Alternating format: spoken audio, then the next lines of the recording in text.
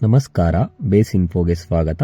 ನಾನು ನಿಮ್ಮ ಕೌಶಿಕ್ ಮಾತಾಡ್ತಿದ್ದೀನಿ. ಇವತ್ತಿನ ದಿನ ನಾವು ತಿಳ್ಕೊಳ್ಳೋಕೊಟ್ಟಿರೋ ವಿಷಯ ಏನಂದ್ರೆ, ಇದು ಒಂದು ಬೆಂಗಳೂರಿನ ಅತ್ಯಂತ ಪುರಾತನ ಮತ್ತು ಪ್ರಸಿದ್ಧ ಧಾರ್ಮಿಕ ಕೇಂದ್ರಗಳಲ್ಲಿ ಒಂದಾಗಿದೆ. ಅದು ಯಾವುದು ಅಂತ ನೋಡೋದಾದ್ರೆ ದೊಡ್ಡ ಬಸವಣ್ಣನ ಗುಡಿ. ದೊಡ್ಡ ಬಸವಣ್ಣನ ಗುಡಿಯನ್ನು ಸಾಮಾನ್ಯವಾಗಿ ಬುಲ್ ಟೆಂಪಲ್ ಅಥವಾ ದೊಡ್ಡ ಬಸವನ ಗುಡಿ ಎಂದೇ ಕರೆಯಲಾಗುತ್ತದೆ. ಬಸವನ ಗುಡಿ ಎಂಬ ಹೆಸರು ಈ ದೇವಾಲಯದಿಂದಲೇ ಬಂದಿದೆ. ಇತಿಹಾಸ ಮತ್ತು ನಿರ್ಮಾಣ ಸ್ಥಾಪಕರು ನೋಡೋದಾದ್ರೆ ಬೆಂಗಳೂರಿನ ಸ್ಥಾಪಕರಾದ ನಾಡಪ್ರಭು ಕೆಂಪೇಗೌಡರು. ಇದರ ನಿರ್ಮಾಣ ಕಾಲ ಬಂದ್ಬಿಟ್ಟು 16ನೇ ಶತಮಾನದಲ್ಲಿ, ಅಂದರೆ ಕ್ರಿಸ್ತಶಕ 1537ರಲ್ಲಿ ವಿಜಯನಗರ ವಾಸ್ತುಶಿಲ್ಪ ಶೈಲಿಯಲ್ಲಿ ನಿರ್ಮಿಸಲಾಯಿತು. ವಾಸ್ತುಶಿಲ್ಪ ಬಂದ್ಬಿಟ್ಟು ದೇವಾಲಯವು ದ್ರಾವಿಡ ಶೈಲಿಯಲ್ಲಿದೆ. ಇತ್ತೀಚೆಗೆ ನಿರ್ಮಿಸಲಾದ ಗೋಪುರವು ಶಿವನ ವಿವಿಧ ವಿಗ್ರಹಗಳಿಂದ ಅಲಂಕೃತವಾಗಿದೆ. ವಿಗ್ರಹದ ವಿಶೇಷತೆ ನೋಡೋದಾದರೆ ಈ ದೇವಾಲಯವು ಶಿವನ ವಾಹನವಾದ ನಂದಿಗೆ ಸಮರ್ಪಿತವಾಗಿದೆ. ಇಲ್ಲಿನ ನಂದಿಯ ವಿಗ್ರಹವು ಏಕಶಿಲೆಯಲ್ಲಿ, ಅಂದರೆ ಒಂದೇ ಕಲ್ಲಿನಲ್ಲಿ ಕೆತ್ತಲ್ಪಟ್ಟಿದ್ದು, ಇದು ವಿಶ್ವದ ಅತಿದೊಡ್ಡ ನಂದಿ ವಿಗ್ರಹಗಳಲ್ಲಿ ಒಂದಾಗಿದೆ.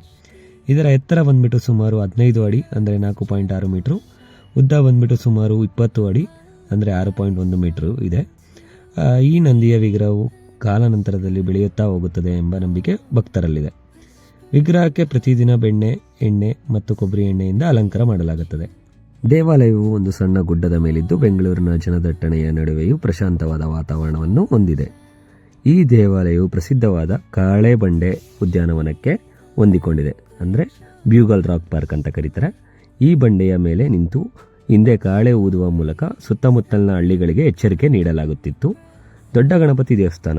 ಬಸವಣ್ಣನ ಗುಡಿಯ ಪಕ್ಕದಲ್ಲಿಯೇ ಇರುವ ದೊಡ್ಡ ಗಣಪತಿ ದೇವಸ್ಥಾನ ಕೂಡ ಅಷ್ಟೇ ಪ್ರಸಿದ್ಧವಾಗಿದೆ. ಇಲ್ಲಿನ ಗಣೇಶನ ವಿಗ್ರಹವು ಬೃಹತ್ತಾದ ಏಕಶಿಲಾ ವಿಗ್ರಹವಾಗಿದೆ. ಕಡಲೆಕಾಯಿ ಪರಿಷೆಯ ಸಂಪರ್ಕ ಈ ದೇವಸ್ಥಾನದೊಂದಿಗೆ ನೇರ ಸಂಬಂಧ ಹೊಂದಿದೆ.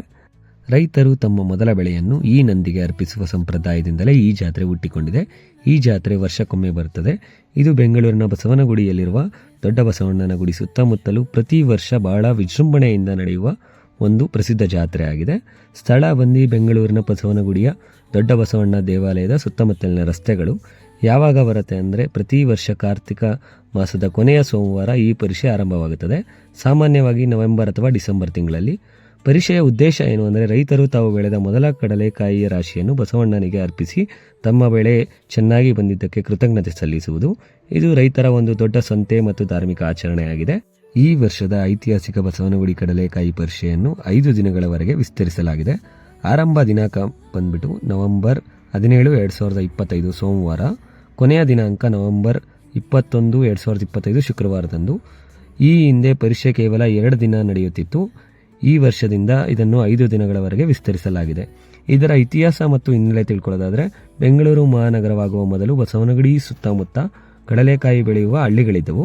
ಆ ಸಮಯದಲ್ಲಿ ಒಂದು ದೊಡ್ಡ ಬಸವ, ಅಂದರೆ ಹೋರಿ, ರಾತ್ರಿ ಹೊತ್ತು ಹೊಲಗಳಿಗೆ ನುಗ್ಗಿ ಬೆಳೆಯನ್ನೆಲ್ಲ ಹಾಳು ಮಾಡುತ್ತಿತ್ತು. ಇದರಿಂದ ಬೇಸತ್ತ ರೈತರು ಬಸವಣ್ಣನಿಗೆ ಮೊರೆ ಇಟ್ಟಾಗ ಬಸವಣ್ಣ ರೈತರ ಬೆಳೆಯನ್ನು ನಾಶ ಮಾಡುವುದನ್ನು ನಿಲ್ಲಿಸಿತು.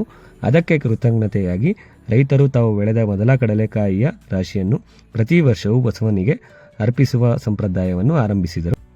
ಈ ಜಾಗದಲ್ಲಿಯೇ ನಂತರ ದೊಡ್ಡ ಬಸವಣ್ಣನ ದೇವಾಲಯ ನಿರ್ಮಾಣವಾಯಿತು.